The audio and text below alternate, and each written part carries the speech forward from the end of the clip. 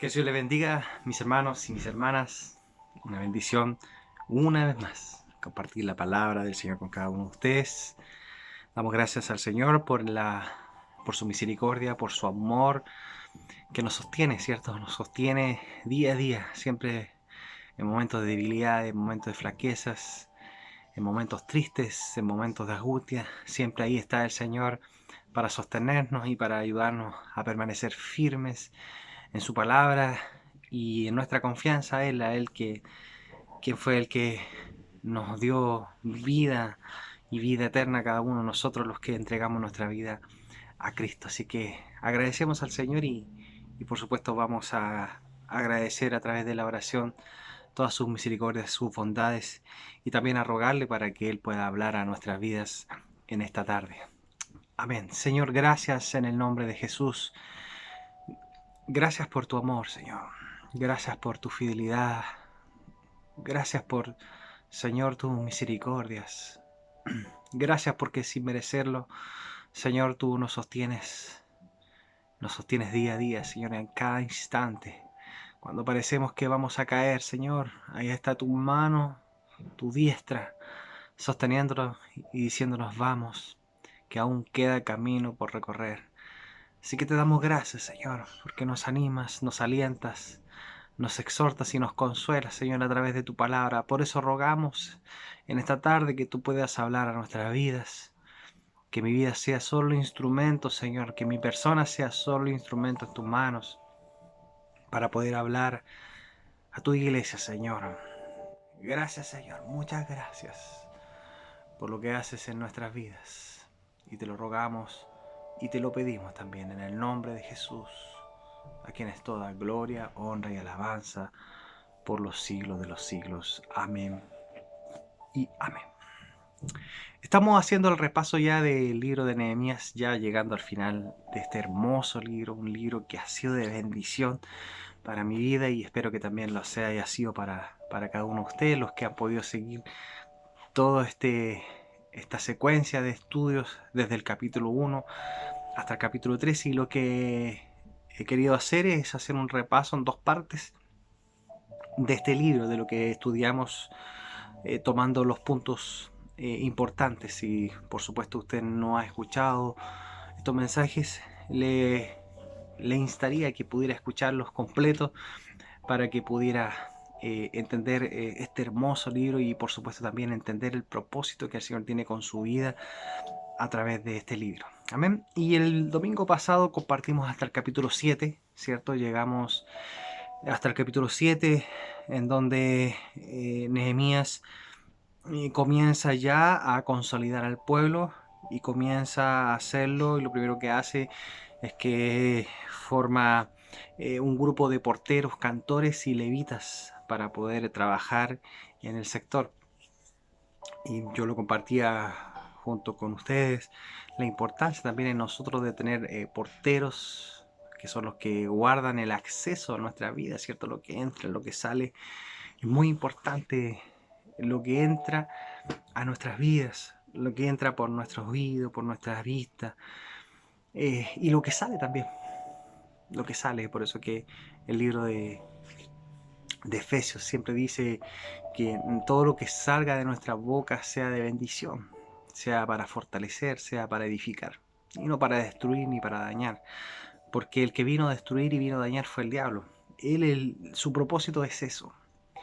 Por eso es muy importante tener porteros en su vida, que pueda canalizar y pueda reflexionar siempre lo que entra y lo que sale de su vida. Amén. Y vimos la serie de ataques y de todo lo que fue las maquinaciones del diablo para poder oponerse a la obra, y en un momento de flaqueza, quizás de debilidad, porque por supuesto cuando el diablo se levanta en contra, el diablo busca desanimarnos, busca desalentarnos y busca detener la obra, busca que bajemos los brazos y digamos hasta aquí.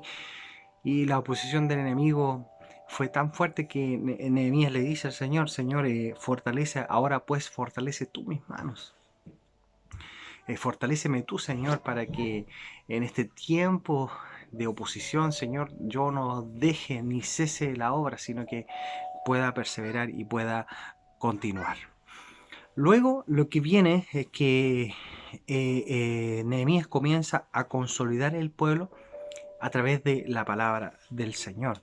Si leemos el libro de Nehemías, el capítulo 8, el verso 1, dice, venido el mes séptimo, los hijos de Israel estaban en sus ciudades y se juntó todo el pueblo como un solo hombre en la plaza que está delante de las puertas de las aguas y dijeron a Esdras, el escriba, que trajese el libro de la ley de Moisés, la cual Jehová había dado a Israel. Y lo primero que obviamente que uno destaca en esto es que para poder lograr consolidar al pueblo, consolidar a la iglesia con la palabra, es que el pueblo la pida, que el pueblo desee, tenga el interés. Y aquí este texto habla claramente que el pueblo le pidió a Nehemías que por favor le leyera la palabra porque ellos entendían que habían logrado construir el muro, habían logrado construir, reparar los muros, pero ahora necesitaban construir sus vidas, que estaban también derruidas, derrumbadas, desiertas, y necesitaban, y entendían que una de las formas importantes para poder consolidar, para poder fortalecer nuevamente sus vidas era la palabra. Pero, y eso también tiene que ser nosotros. Nosotros tenemos que, tiene que despertarse en nosotros el deseo de buscar del Señor y de buscarle la palabra. Pero no solamente eso, hay puntos importantes. No nos sirve solamente tener la palabra, sino que también tenemos que tener puntos importantes. Dice los versos del 5 al 7, dice, abrió pues Esdras el libro a ojos de todo el pueblo, porque estaba más alto que todo el pueblo, y cuando lo abrió todo el pueblo estuvo atento. Bendijo entonces Esdras a Jehová, Dios grande, y todo el pueblo respondió amén, amén, alzando sus manos y se humillaron y adoraron a Jehová, inclinados a tierra.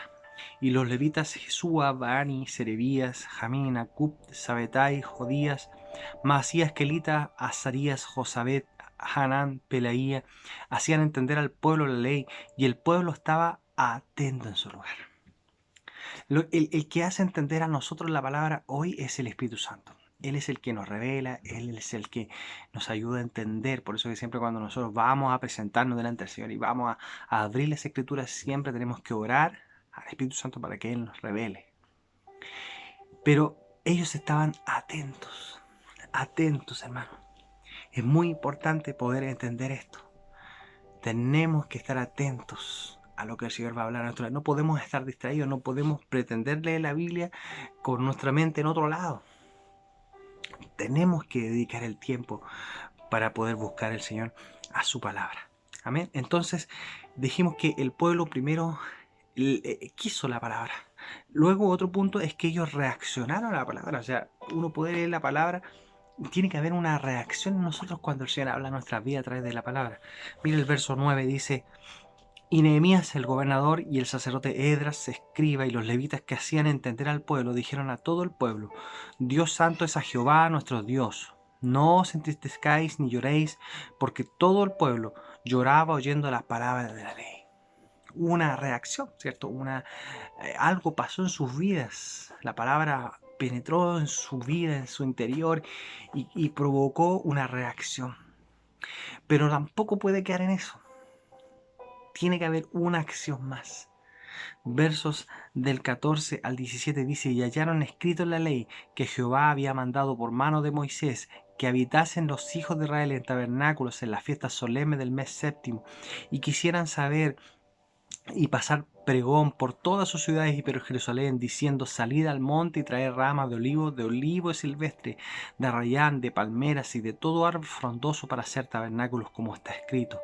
Salió pues el pueblo y trajeron ramas, hicieron tabernáculos, cada uno sobre su terrado, en sus patios, en los patios de la casa de Dios, en la plaza de la puerta de las aguas y en la plaza de la puerta de Efraín. Y toda la congregación que volvió de la cautividad hizo tabernáculos, y en tabernáculos habitó, porque desde los días de Josué, hijo de Nun, hasta aquel día no había hecho así a los hijos de Israel, y hubo alegría muy grande.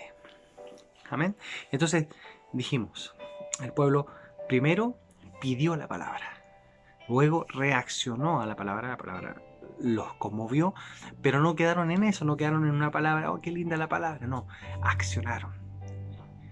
Le entendieron de que no servía solamente oír la palabra, sino que también había que actuarla, había que accionarla. Eso es igual en nosotros, no nos sirve de nada que el Señor habla en nuestras vidas y nos da orgullo y nos conmueva si seguimos haciendo lo mismo.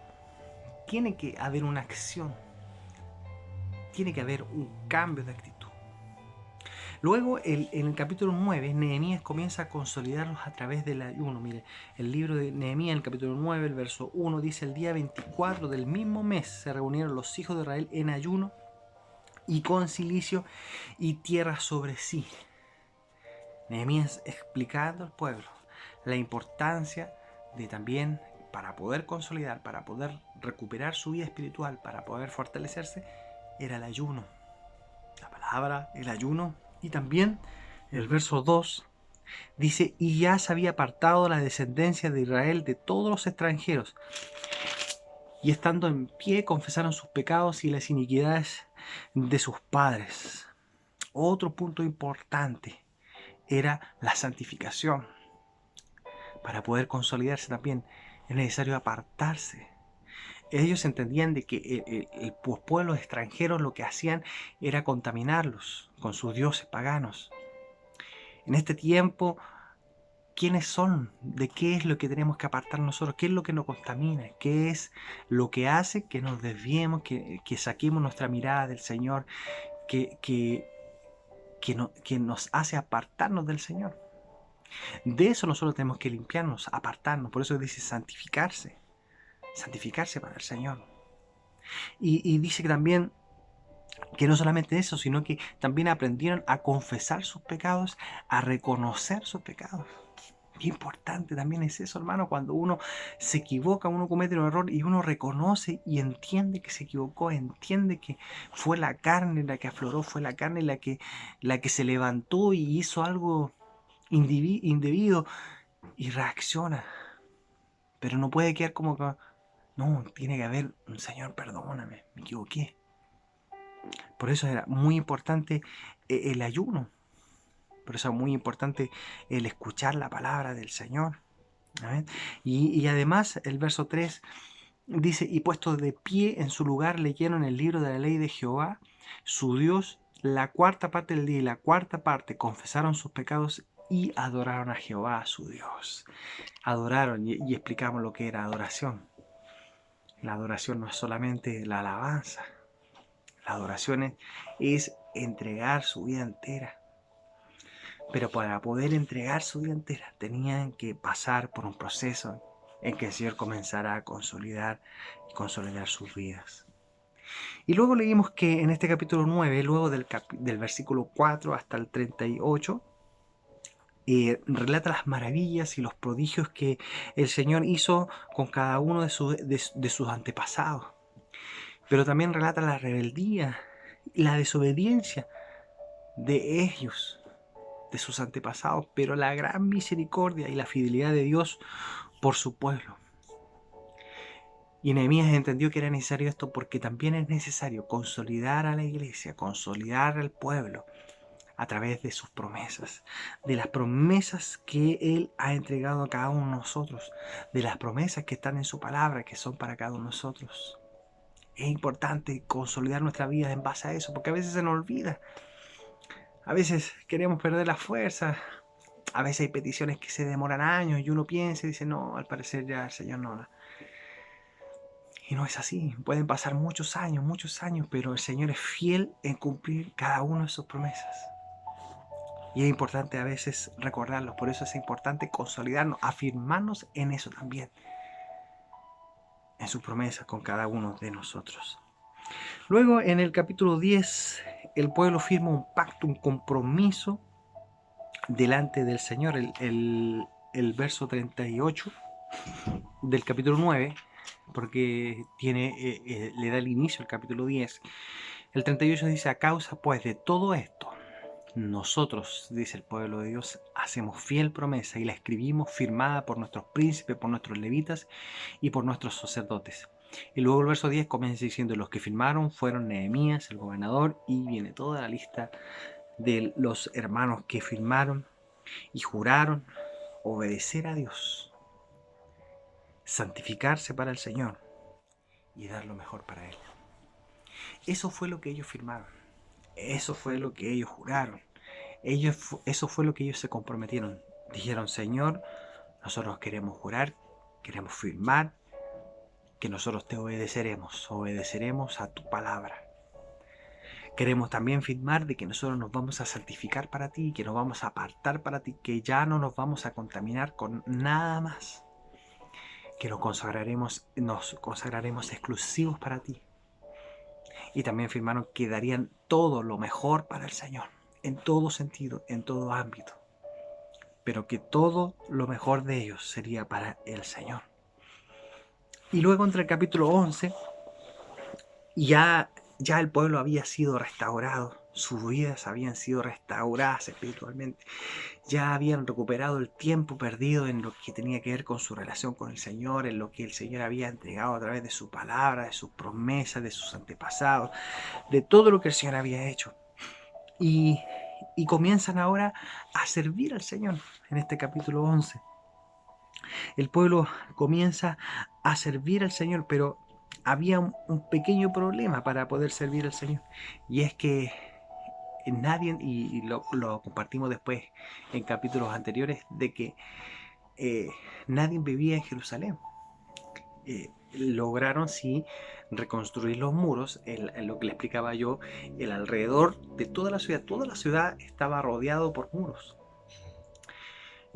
Piense usted en Quilpué, por ejemplo, un ejemplo, es que es como que Quilpué está rodeada por un muro, completa, todas con sus diferentes puertas para los diferentes accesos, pero el medio, la ciudad, estaba en ruinas porque nadie vivía ahí, pero sí estaba el templo del Señor.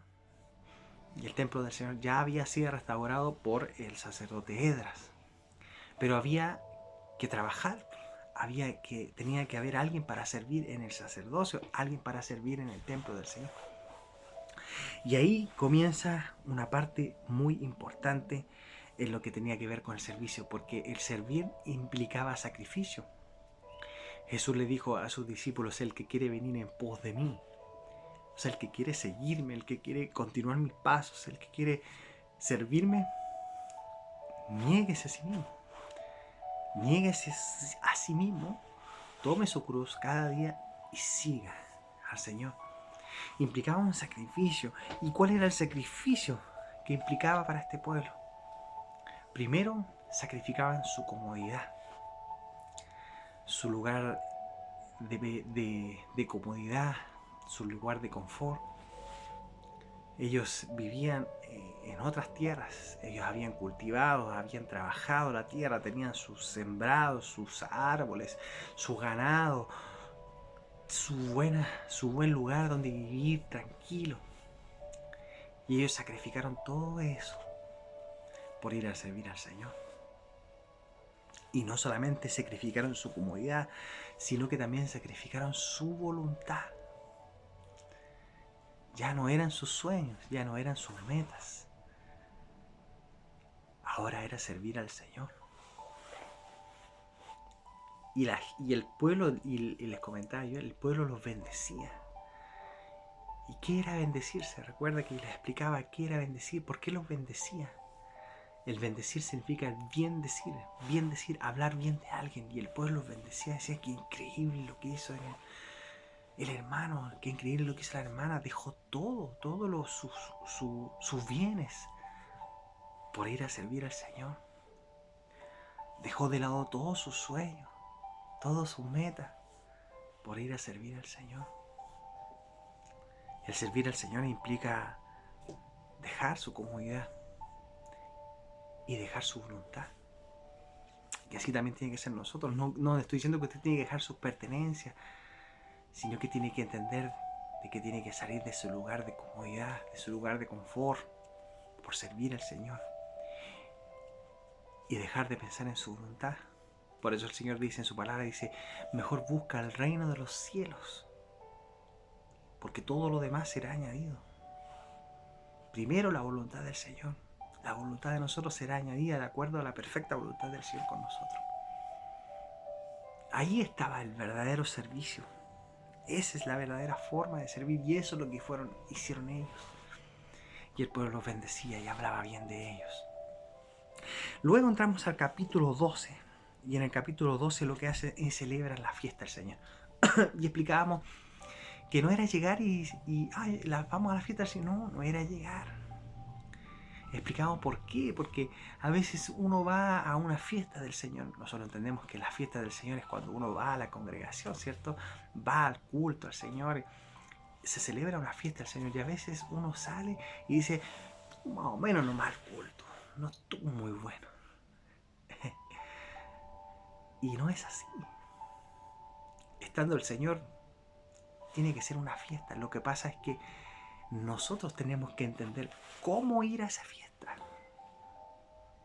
Nosotros tenemos que comprender cómo tenemos que ir presentarnos a esa fiesta para poder realmente disfrutar de esa fiesta.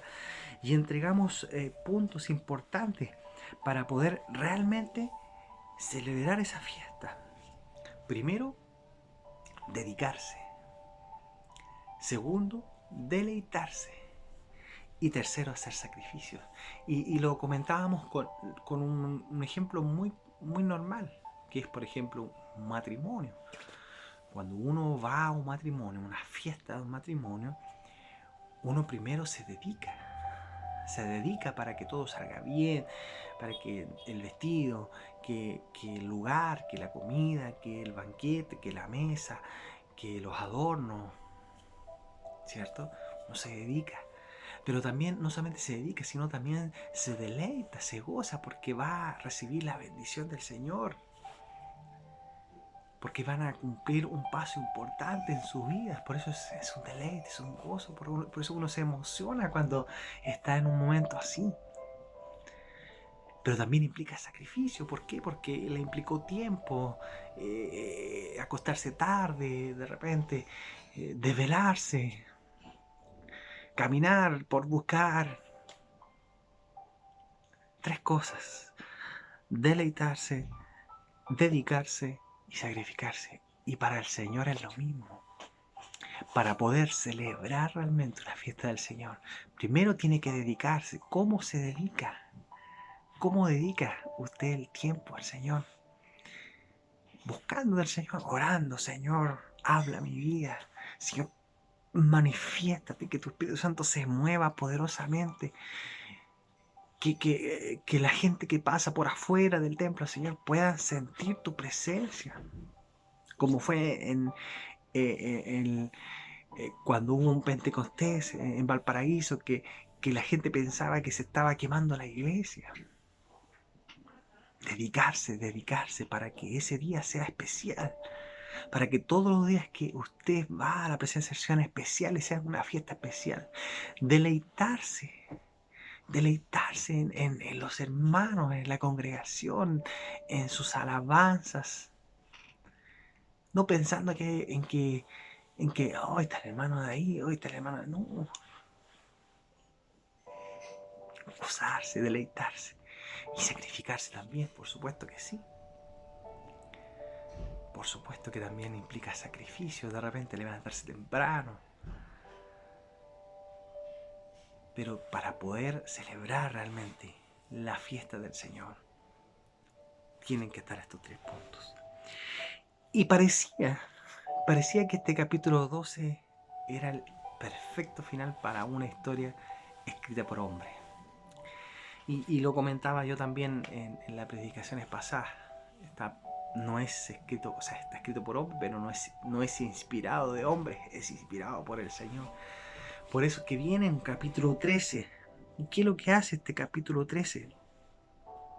Este capítulo 13 saca a la luz la verdad de la humanidad, que siempre fracasa, que siempre se equivoca, que siempre vuelve a caer y siempre vuelve a tropezar con la misma piedra, con el mismo error. Y viene el Señor y presenta este capítulo 13, cuando parecía de que ya estaban restaurados, su vida restaurada espiritualmente, vuelven a caer. Y el Señor nos entrega 3 principios importantes para no volver a caer y no volver a tropezar. Primero, restaurando la comunión con el Señor. Porque, ¿Por qué? Porque nos volvemos insensibles, hermano.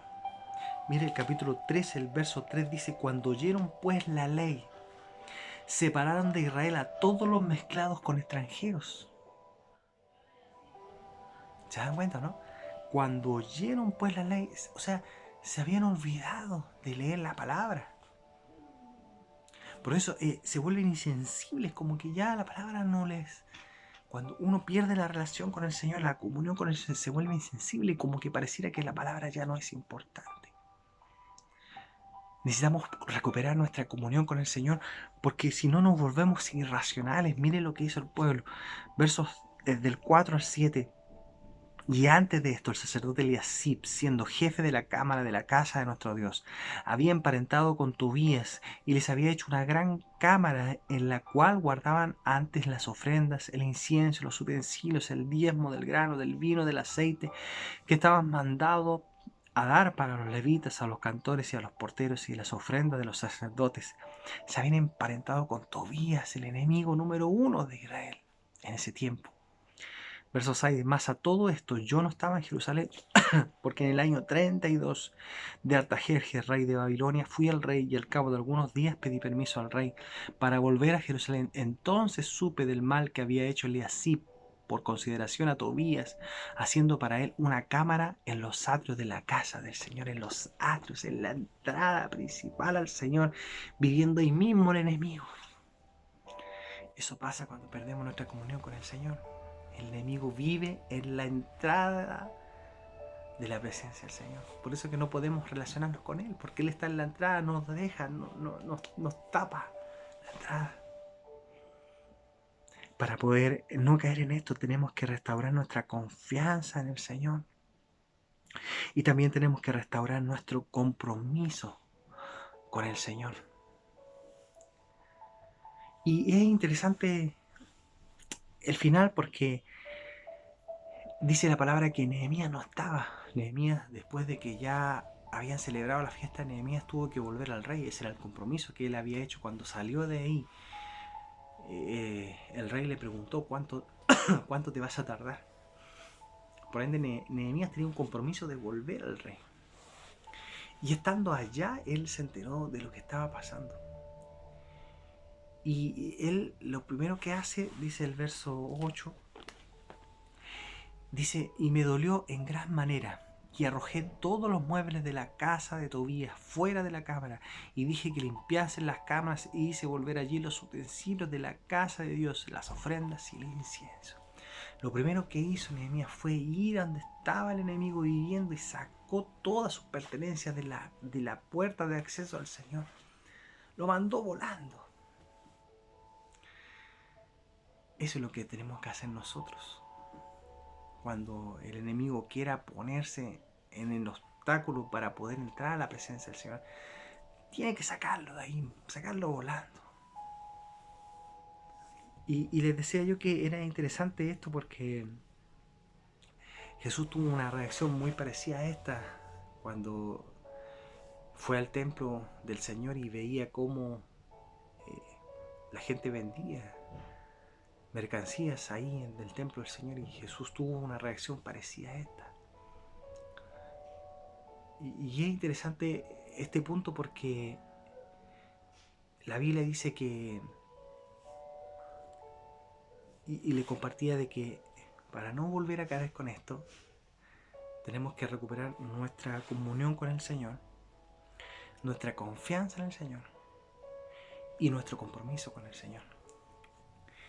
Y Nehemías volvió y lo que hizo fue justamente eso.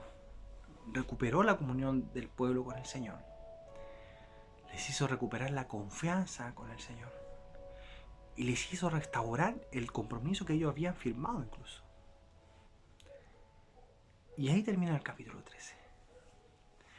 Pero les digo yo que es interesante porque Jesús tuvo una reacción parecida cuando vio que el enemigo estaba ahí viviendo en el templo del Señor. Y lo mandó volando a todos. Pero también pasa algo muy parecido con lo que vivió Nehemías con el pueblo. Y les digo por qué. En el libro de Juan, en el capítulo 21, cuando Jesús ya había cumplido el propósito, había muerto, había sido crucificado, pero el tercer día había sido resucitado. La Biblia dice en el capítulo de Juan, en el verso 21, dice que los discípulos quedaron ahí, pues quedaron con una sensación de se fue el maestro.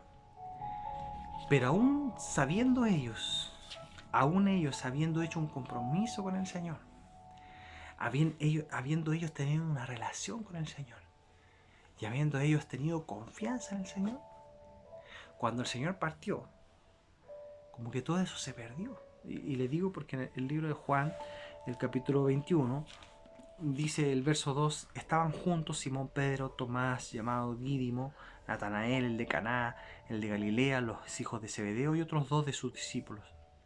Simón Pedro les dijo, voy a pescar. Ellos dijeron, vamos, nosotros también contigo. Fueron y entraron en una barca y aquella noche no pescaron nada. Y les digo, tienen mucha relación porque ellos volvieron nuevamente atrás. Volvieron a tropezar con lo mismo. El Señor se les había aparecido y le había dicho, no serán más pescadores de peces, ahora van a ser pescadores de hombres. Pero como ya no estaba el maestro, dijeron, bueno, ya no tenemos nada más que hacer, volvamos a lo nuestro, volvamos a pescar. Pero en eso se les aparece el Señor. Y al aparecerse el Señor, usted lea el libro de Juan, capítulo 21, pero al aparecerse el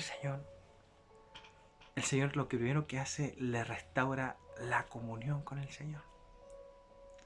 ¿Por qué? Porque le reconocieron. Me dijeron, mira, es el maestro, dijeron. Restauró su comunión con el Señor, su relación con el Señor. Por eso se le apareció nuevamente, para que su relación fuera nuevamente fortalecida, restaurada. Le restauró nuevamente su confianza en el Señor, porque Dios les había prometido que no iban a quedar solos, que el Espíritu Santo era el que iba a venir pronto y el que le iba a guiar, y les hizo recuperar nuevamente su confianza con el Señor. Y les hizo nuevamente restaurar su compromiso con el Señor. El compromiso era ese: vayan ahora y prediquen a toda criatura el Evangelio del Señor por todos lados hasta el fin del mundo. Ese era el compromiso que ellos habían hecho y se habían ido a pescar. Y le restaura el compromiso, como cuando le dice a Pedro, Pedro, ¿me amas? Apacienta mis ovejas. Entonces restaura el compromiso.